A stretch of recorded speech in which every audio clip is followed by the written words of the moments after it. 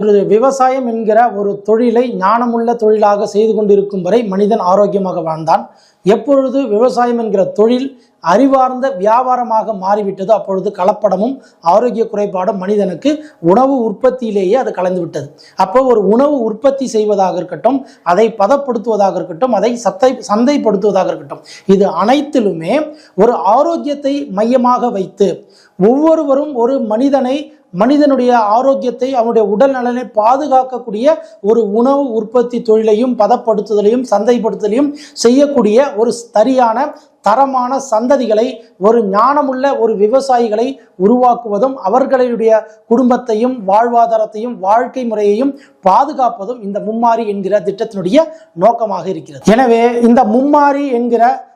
எங்களுடைய சங்கத்தில் நீங்களும் இணைந்து உங்களுடைய வாழ்க்கையை பாதுகாப்பாகவும் உங்களுடைய விவசாய தொழிலை ஞானமாகவும் செய்வதற்கு இன்றே இணைந்து